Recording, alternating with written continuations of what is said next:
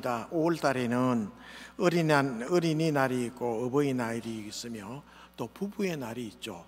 부부의 날은 잘 모르는 분들이 많은 것 같아요. 5월 21일 둘이 하나 해서 21일이 부부의 날로 정해서 지켜지고 있습니다. 아마 5월의 따뜻한 봄날같이 모든 가정에 하나님의 축복이 가득하기를 바라는 마음으로 5월 달을 가정의 달로 잡은 것 같습니다. 하나님께서 친히 이 세상에, 이 땅에 만들어 주신 두 곳이 있어요. 하나는 교회, 하나는 또 가정. 이 성경적입니다. 자, 교회는 마태복음 16장에 보면 예수님이 이 땅에 오셔가지고 제자들을 데리고 다니면서 3년 동안 교육을 하셨잖아요. 제자들의 입에서 나오기를 원하는 신앙 고백이 뭐냐? 주는 그리스도시요 살아계신 하나님의 아들입니다. 이 위대한 고백을 듣고 싶어 하셨어요. 그래서 그게 마태복음 16장, 마태복음 28장까지 있는데, 마태복음 16장에 가면 드디어 빌립보 가이사라 지방에서 거기에 갔던 이 예수님과 제자들 가운데 너희는 나를 누구라 하느냐 물었을 때 위대한 대답을 해요. 주는 그리스도시요 살아계신 하나님의 아들이십니다.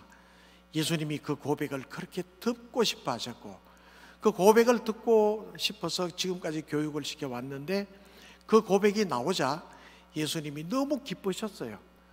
그래서 그 다음에 순서가 이것이라고 말씀하신 게, 너는 베드로라, 내가 이 반석 위에 내 교회를 세우리니 음부의 군세가 이기지 못하리라. 내가 내 교회를 세우겠다는 거예요. 나를 그리스도라고 믿는 성도들의 모임을 가진 사람들로 하여금 내 교회를 세우리라.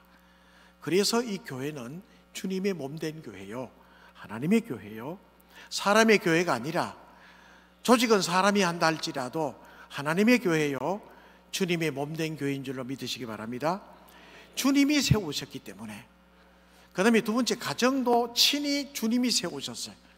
창세기 2장에 보면 하나님께서 아담을 만드시고 그 다음에 하와를 데리고 와서 한 가정을 이루게 하셨잖아요.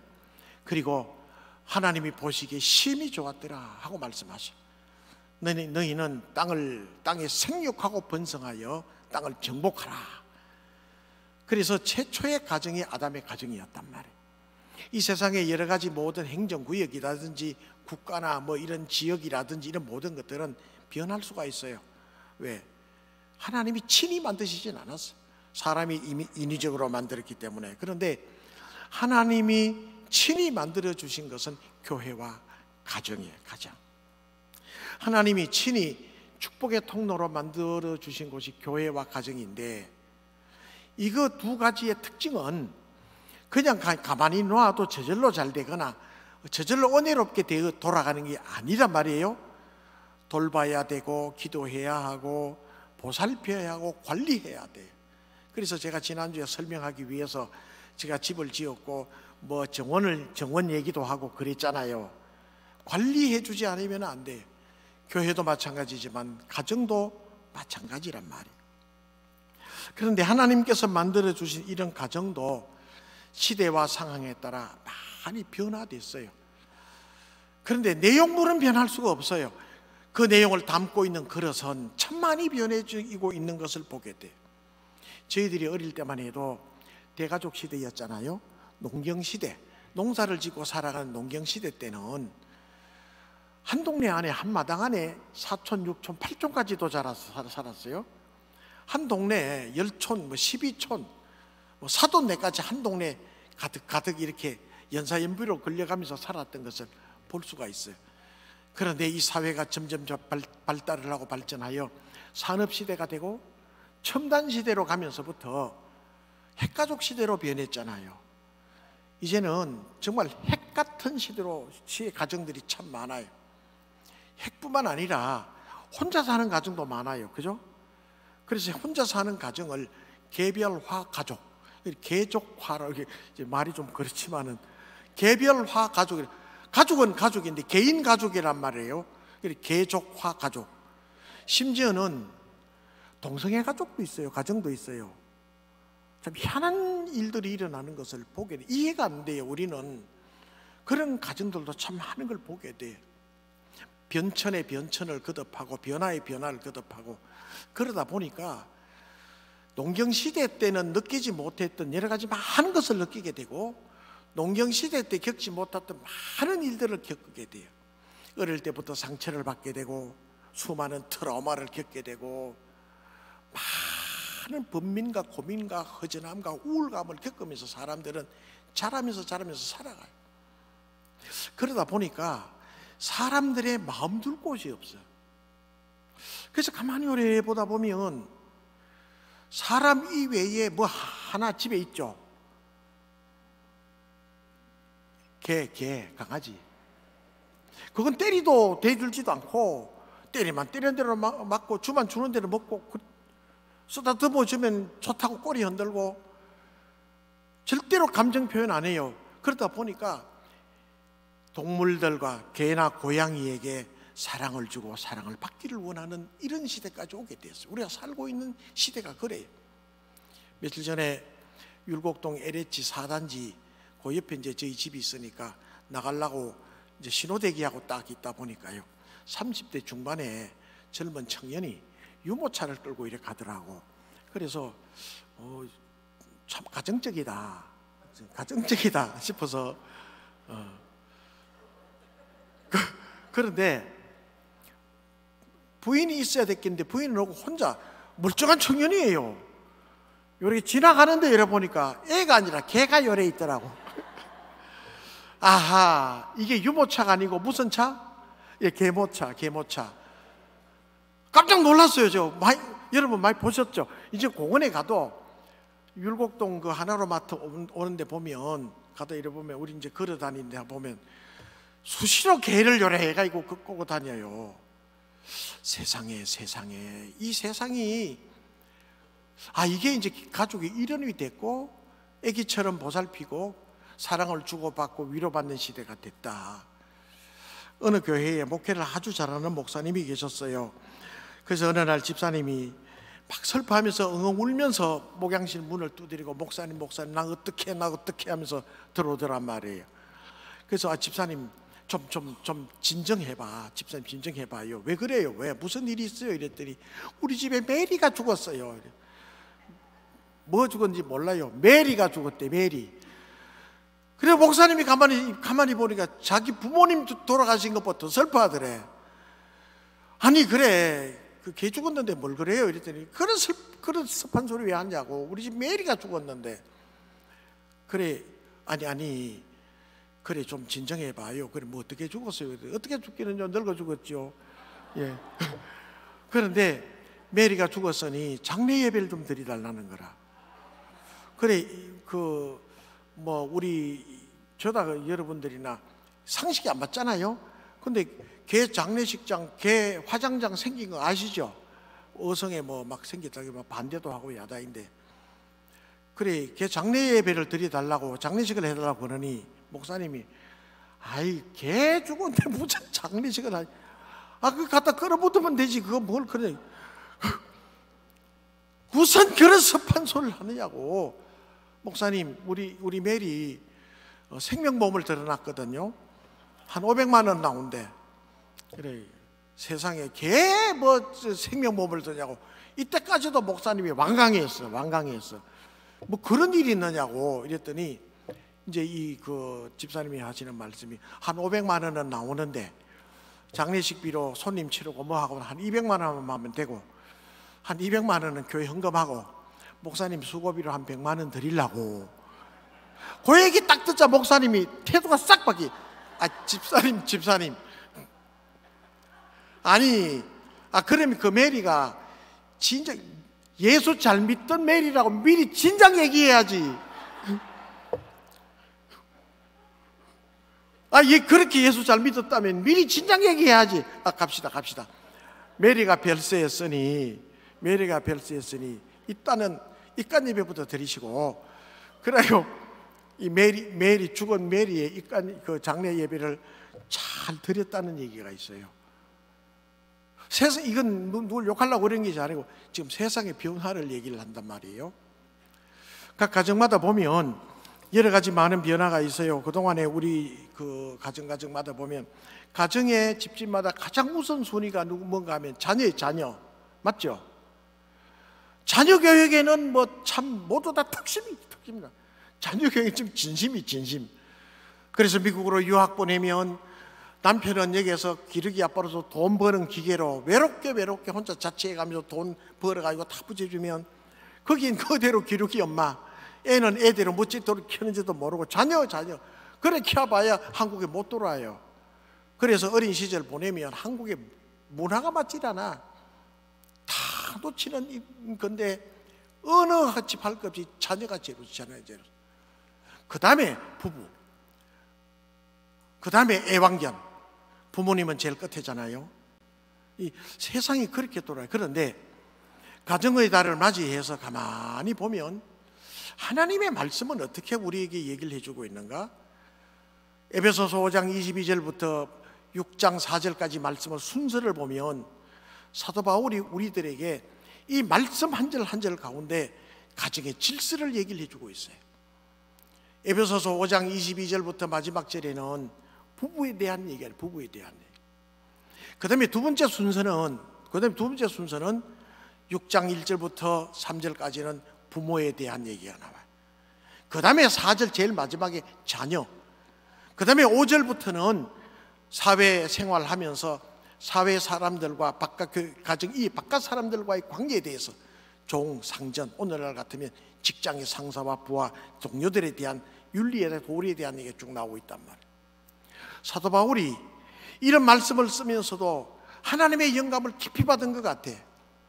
하나님은 오늘도 이 말씀을 통해서 우리들에게 그렇게 얘기를 해요. 가정의 순서는 우선순위 자녀가 아니야. 부부가 가장 우선 부부. 그 다음에 자녀가 아니라 그 다음에 부모님이야. 부모님. 그 다음 순서의 자녀들이. 만일에 젊은 부부가 부모님을 무시하고 자녀들 그 다음 순서하고 자녀 다음에 부모로 이렇게 한다면 그 자녀들이 마음의 상처를 받고 그 자녀들이 마음의 평안을 얻을 수가 없어. 젊은 내외가 부모님을 우선순위에 두고 잘 존중하는 것을 보면 자녀들이 평안하게 이 심성이 곱게 자라고 자긍심을 가지고 자라게 돼. 할렐루야. 말씀의 순서예요. 말씀의 순서. 가장 우선 순위는 부부. 변할 수 없어요. 그 다음에 두 번째는 부모님이다. 근데 세 번째가 자녀란 말이에요. 근데 오늘날 기독교인들도 이 순서를 몰라. 말씀 순서대로 보면 에베소서를 보면 그렇게 기록이 되어 있단 말이에요. 여러분, 이 순서를, 이 질서를, 영적 질서, 기독교인들이 가정에 돌아가며 살아가야 영적 질서를 잘 기억하시기를 주님의 이름으로 축원합니다. 그렇다면 간략간략하게 살펴볼게요. 부부가 안 돼. 부부. 에베소서 5장 22절부터 말씀에 보면 22절부터 이 마지막 절까지 보면 다양한 얘기도 나오고 하지만은 핵심적으로 단어 두 가지를 얘기를 해요. 소중히 여기는 것과 존중하는 것. 남편은 젊든지 연세가 높든지 남편은 아내를 소중히 여겨야 해. 아내는 남편을 존중해 줘야 돼. 그래서 이 사도 바울은 오늘 이 부부관계를 두고 교회와 그리스도의 관계를 얘기를 하잖아요. 그리스도께서 교회를 위하여 십자가에 못 박혀 몸을 내어주신 것 같이, 생명을 내어준 것 같이 사랑함으로 교회를 사랑했듯이 남편은 그만큼 아내를 소중하게 여겨. 뿐만 아니라 그 반대로 교회는 그리스도를, 우리 주님 예수 그리스도를 정말 존중하듯이, 그렇게 복종하고 섬기듯이 아내는 남편을 존중해줘야 돼. 할렐루야. 요 법을 얘기를 해주고 있어요. 근데 오늘날에 보면 참 너무 다양하다 보니까 알면서도 잘 안 되는 경우도 많고, 이 하나님의 법을 잘 지키지 않은 경우들을 참 많이 보게 돼요. 창세기 2장에 보면 아담을 만들어 놓고 혼자 사는 것이 좋지 않게 보여서 갈빗대로 누구를 만들었죠?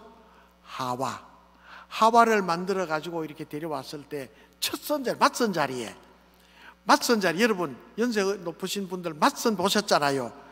맞선 자리에 얼마나 좋았어요, 그죠? 그렇게 결혼했지.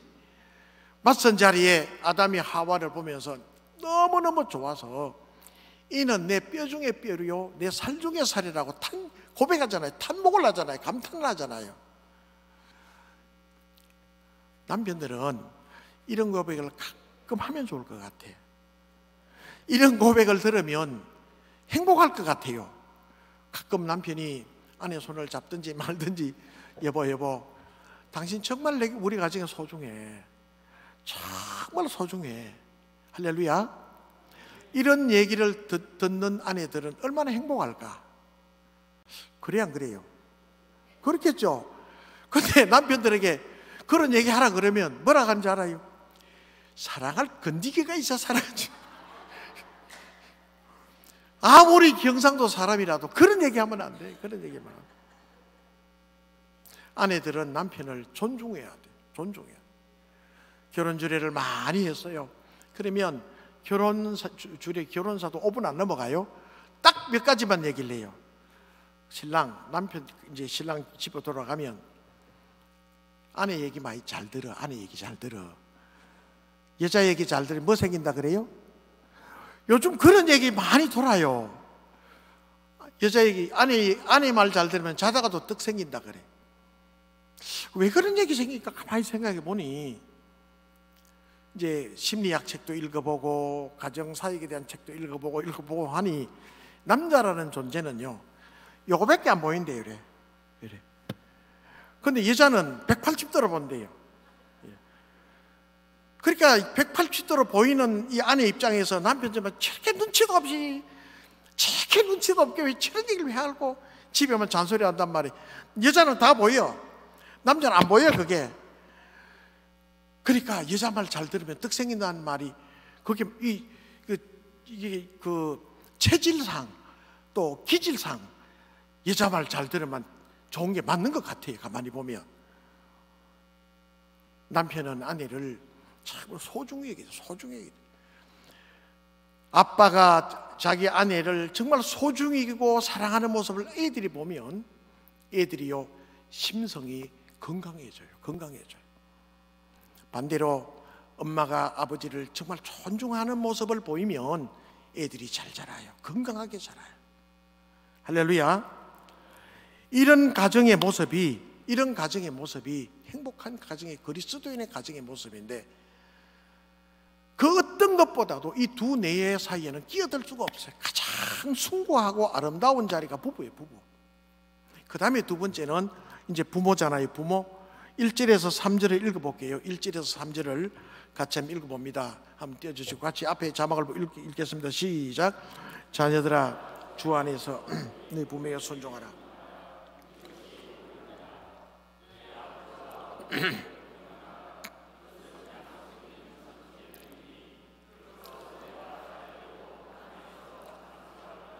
아멘. 부부 사이 다음에 부모의 부모. 이 그리스도인의 가정의 질서를 얘기를 해주고 있는데요, 그 모습을 보면서 자라는 아이들은 행복해요. 잘 자랄 수, 건강하게 자랄 수 있다면 정서적으로 이런 가정의 질서를 서게 되면 하나님도 그 가정을 기뻐하셔요. 하나님도 그 가정을 축복해 주셔요.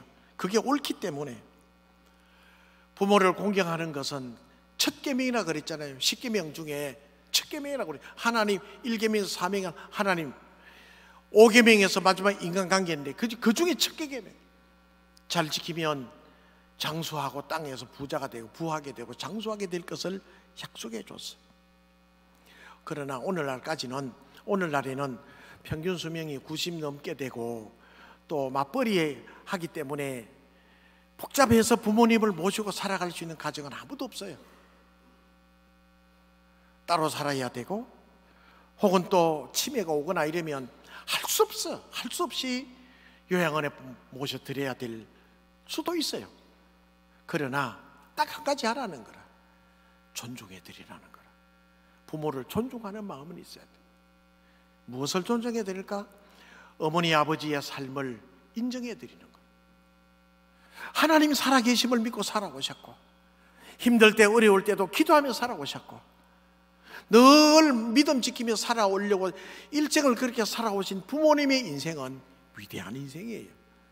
자녀들은 부모님에 대해서 이런저런 얘기를 하지만 부모님의 인생 능가하면서 살아갈 수 있을지도 몰라. 그러므로 부모님의 믿음의 삶이 위대하고 부모님이 그렇게 믿음으로 살았던 그 삶이 자녀들이 보기에는 존중받을 만한 존재예요. 여러분 자녀들에게 이제 어르신들 분들이 많은데 존중받아야 되잖아, 그죠? 근데 자녀들이 무시하고 할 때 마음이 상당히 무너지는 것을 많이 보게 돼. 가정의 질서는 부부관계 다음에는 부모님이. 야곱을 이래 보면 야곱은 복 받고 싶어서 하나님 앞에 몸부림쳤던 사람이거든요. 하나님 살아계심을 알았어. 복을 받고 싶어서 하나님께 매달리기도 했어요. 복 주시는 분은 하나님인 걸 알았단 말이에요.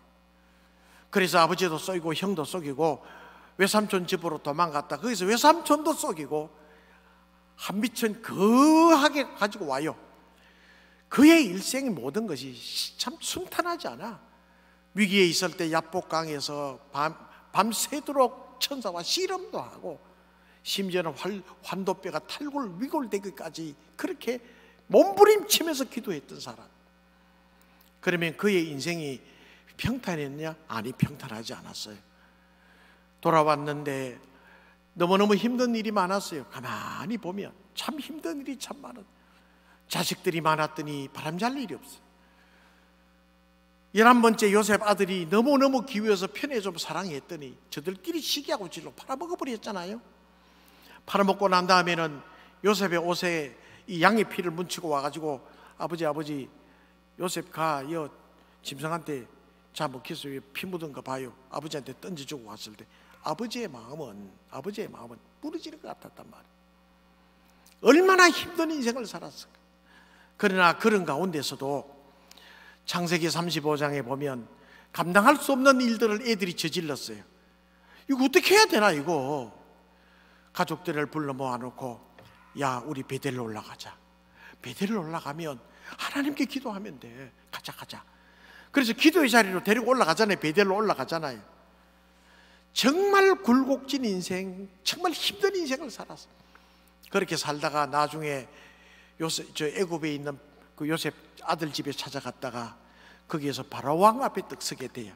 바로왕이 묻습니다. 어르신 혹시 연세가 얼마나 돼요? 원래 이래 물었어요. 그랬더니 야곱이 그렇게 얘기합니다.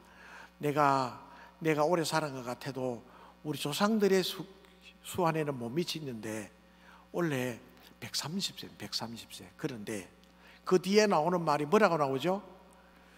험악한 세월을 보냈다 이 얘기 나오잖아요. 험악한 세월을 보냈어. 요셉도 우리도 야곱도 우리도 그런 인생을 똑같이 살아가요. 그러나 야곱이 그렇게 살다가 마지막 운명할 직전에는 침대머리맡에 벌벌 떨면서 억지로 일어나서 살아계신 하나님 앞에 12아들을 축복하잖아요. 12아들을 축복해요. 그가 많이 배웠습니까? 뛰어난 것도 아니에요. 그런데 하나님 살아계시면 믿었어요. 믿음으로 살라고 했어요. 복 주시는 분이 하나님이시면 믿었어요. 자녀들이 존중하라. 그래서 야곱이 이름이 아니라 네 이름을 이스라엘로 하라 하나님이 바꿔주셨단 말이에요. 똑같은 인성을 가지고 천사가 아니고 그가 천사 같은 사람도 아니에요. 야곱이 우리와 똑같아. 그런데 하나님 믿음으로 살았어. 저도 여러분도 지금도 하나님 믿음으로 살잖아요. 그러므로 우리의 인생은 자녀들로부터 존중받아야 마땅하게 존중받을 수밖에 없어. 혹시 믿음 생활 잘 하시는 혹시 젊은 분들 계시면 믿음 생활 잘하고 일생을 살아오신 부모님을 존중할 줄 알아야 돼. 이게 영적인 질서. 그 다음에 그렇다면 이제 마지막 세 번째 자녀. 부모님은 존중해 드려야 될 이제 분들이라면 그 다음에 마지막 순서에는 자녀들. 여러분 다 자녀들이 있잖아요. 자녀들은 어떤 존재인가요? 자녀들은 소중한 존재, 정말 소중한 존재. 누가복음 15장에 보면 아버지는 탕자 아들이 아버지의 뭐 가슴이 대못을 받고 도망갔잖아요. 재산을 가지고 갔잖아요. 아마 탕자 엄마 집에 계셨을 거라. 성경에는 여자는 안 썼으니까. 부모님을 마음을 많이 서운해하게 하고 힘들게 하고 떠났던 이 탕자. 그런데 그렇게 떠난 아들이지만은 밤새도록 그 아들을 잊지 못하는 게 부모의 마음이라. 날만 새면 동구 밖에, 시간만 내면 동구 밖에 나가 그놈이 밥은 잘 먹는가, 어디 굶지는 않는가, 누구에게 해코지 당하는 건 아닌가, 혹시 실패하고 돌아오는 것 아닌가, 동구 밖에서 그것도 혹시 애 오는 것 아닌가 싶어 쳐다보는 게 아버지의 마음이란 말이에요. 왜? 탕자의 아버지로 봐서는 이 탕자는 비록 탕자지만은 너무 소중한 존재, 너무 소중한 존재. 뿐만 아니라 다윗도 그래요. 다윗, 이스라엘 성군이라고 불리는 다윗도 자식 농사는 잘 못 지었더라고요. 셋째 아들 이 압살롬이 반역을 해서 아버지를 몰아내고 왕될라 그랬잖아요. 그러다가 나중에 큰 전쟁이 붙었어요. 전쟁이 붙는데 전쟁터에 나가는 이제 다윗 군대와 압살롬 군대가 전쟁하는데 이 다윗 군대 나갈 때 신진당부예요. 요압 장군이나 그 병사들에게 내 아들 보면, 압살롬 보면 절대 죽이지는 마라. 알았나? 죽이면 안 된대. 절대 죽이지 마라. 신진당부하고 보냈어. 왜? 아들이잖아. 나중에 전쟁 보고가 왔어요. 요압이 그를 창으로 찔러 죽였다는 얘기를 듣고 왕궁에 올라가 높은 망노에 올라가 그렇게 슬피 울어요. 압살롬아, 압살롬아, 내 아들 압살롬아, 차라리 내가 죽었을 걸. 내가 죽었으면 낫는데. 아버지를 반역하고 나라를 반역하고 아버지를 몰아내려고 했던 폐륜 자식이지만은 아버지로 볼 때는 얼마나 소중한 자식이라. 그래, 여러분 드라마 폭삭소가수다 여러분 보신 분 계신지 모르겠어요. 예, 제주도 말이잖아요. 예, 제 아내가 제주도 서귀포 출신이거든. 그래 보면서 되게 은혜를 받더라고. 눈물을 흘리고 막 이러더라고. 그 제주도 말 막 들으니까 기분이 좋은 모양이라. 폭삭소가수 너무 수고 많이 하셨다는 뜻이거든요. 거기에 대해서 저는 잘 안 보는데 하도 보라 그래서 보다 보니까 이런 대사가 딱 나오더라고. 부모는 자식들을 볼 때 좀 더 못해줘서 아쉬운 마음이 남아있고, 자식들은 부모에게 서운한 것만 남아있대. 아니 그 드라마 속에 그 작가가 어떻게 저런 말을 저렇게 써놨을까 깜짝 놀랐어요. 그렇죠? 부모는 아무리 부모를 서운하게 해도 자식들이 못해준 것만 남아. 그죠? 아쉬워. 그것만 남아. 자식들은 부모 생각하면 서운한 것만 남아. 상처받은 거 서운한 것만 남아. 꼭 그런 것 같아요. 꼭 그런 것 같아요. 그럼에도 불구하고 오늘 말씀에는 6장 4절에 이렇게 얘기해요. 6장 4절 한번 읽어볼까요? 4절입니다. 시작. 또 아비들아 너희 자녀를 노엽게 하지 말고 주의 교훈과 흉기로 양육하라. 가정은 사랑만 있어야 돼야 되는데도 불구하고, 여러분 자식들 키우면서 부부 살아가면서 사랑해가면서 살다 보면 사랑만 있어야 되는데도 불구하고 상처도 주고받죠. 그게 가정이라. 그 방법이 없어요. 근데 그 상처를 주고받는 게 적게 받고 적게 주고받아야 되는데 그게 문제라. 자녀들이 이래 자라오면서 사랑만 받으면 좋은데 사랑만 받아도 안 돼요. 부모들에게 상처를 많이 받는 이유는 어릴 때부터 부모의 욕심이 앞설 때, 부모 욕심이 앞서면 뭐 해라 자꾸 그게 자녀의 상처가 될 수 있어. 심지어 또 부모가 이 감정이 너무 앞서면 막 욕도 하고 막 때리기도 하고 막 이러잖아요. 예, 그래도 심지어는 또 부부간의 다툼이 막 심하잖아요. 이거 참 조심해야 돼요. 참 조심해야 돼. 부부간의 싸움이 너무 작고 막 극렬하게 싸우면 그 자녀들은요 정서적으로 병들어요. 많이 봤어요. 건강하게 자랄 수가 없어. 대부분 그렇더라고. 그래서 지혜로운 어떤 부부들은요, 차를 타고 둘이 나가가지고 아무도 없는 데서 차 안에서 시커 싸우고 그러더라고. 그거 참 지혜롭다고 생각해. 근데 이제 하도 싸우는 부부 있어요. 좀 나가서 싸우고 오면 안 되냐고. 신방 가서 그러면 성질이 나는데 뭐 언제 그까지 가요? 그러는 분들도 있더라고. 근데 그 자녀들이 상처가 돼. 20, 30 돼가지고 우울증이 오고 이러는 걸 많이 봤어요. 뿐만 아니라 그렇다면 오냐오냐 해주고 해야 돼. 애들 기 안 죽도록 해. 그래서 보면 식당에도 막 댕기고 교회도 막 버리장머리치 댕기고 하는 거. 그래 젊은 애들은 길이 살려야 된다고 막 그거요. 통계학적으로 요즘 그런 책들이 많이 나와요. 책에 보면 미국이나 또 선진국이나 그렇게 키운 자녀들과 또 이렇게 부모가 규모 있게 키운 자녀 비교를 해보면 그렇게 키운 사람들의 자녀 40%가 30, 40도 우울증이 시달린다. 우울증이. 왜? 부모들을 집에 오면 왕대접 받는데 바깥에 나가면 누가 알아주나? 그 갭 속에서 얘가 못 견디는 거야. 사회 적응이 안 되는 거야. 그러니 해서 되는 거 안 되는 걸 어릴 때부터 분명히 가르치고 신앙생활 분명히 가르치고 그래서 주의 교훈과 훈계로 양육하라. 주의 교훈은 말씀으로 인한 충고 뿐만 아니라 훈계는 말씀을 통하여 책망할 줄도 알아야 돼. 책망할 줄도 알아야 돼.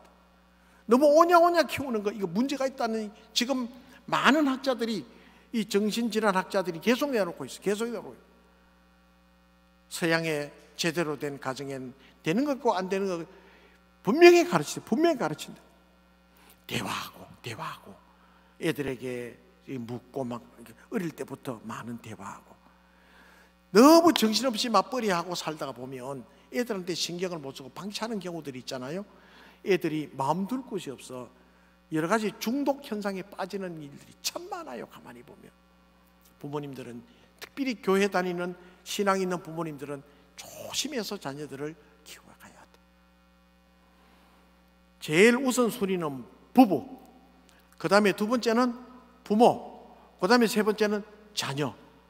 그 우선순위예요.